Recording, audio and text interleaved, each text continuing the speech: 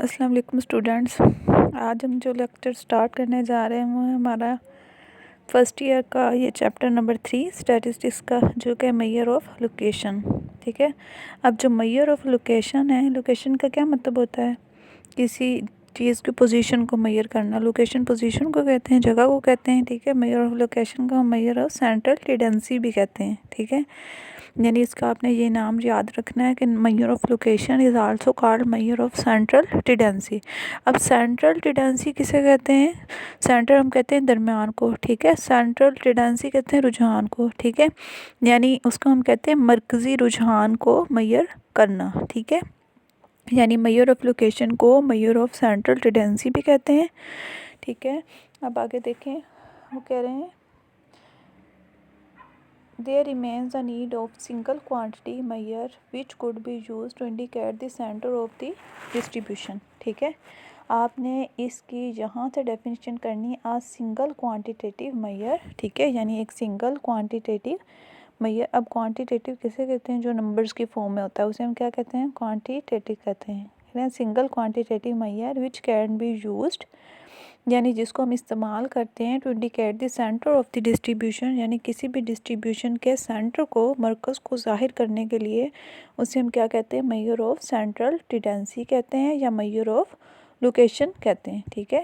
दोबारा सुन ले, आपने डेफिनेशन यहाँ से करनी है single quantitative measure which could be used to indicate the centre of the distribution. ठीक है।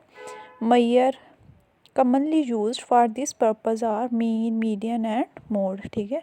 अब इस मकसद के लिए जो हम मेजर यूज़ करते हैं सेंट्रल टेंडेंसी को मेजर करने के लिए, वो कौन सी है? मीन है, मीडियन है और मोड है। और geometric mean and harmonic mean are also sometimes used. बाज़ दफ़ा हम ज्योमेट्रिक मीन को भी इस्तेमाल कर सकते हैं और बाज़ दफ़ा हम हार्मोनिक मीन को भी यूज़ करते हैं। यानी ये सारी जो मीन है, मीडियन है, मोड है, ज्योमेट्रिक मीन और हार्मोनिक मीन, ये किस लिए यूज़ होती है? मेजर ऑफ सेंट्रल टेंडेंसी के लिए यूज़ होती है।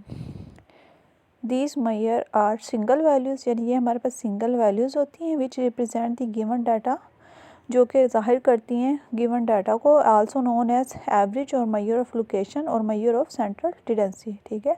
अब ये इसमें शो हो गया ना कि ये वाली जो मेजर्स है ये हमारी सिंगल वैल्यू को ज़ाहिर करती हैं गिवन डाटा के लिए, और उसे हम एवरेजेस भी कहते हैं, मेजर ऑफ लोकेशन भी कहते हैं और मेजर ऑफ सेंट्रल टेंडेंसी भी कहते हैं। तीनों नाम इसके याद करने हैं आपने।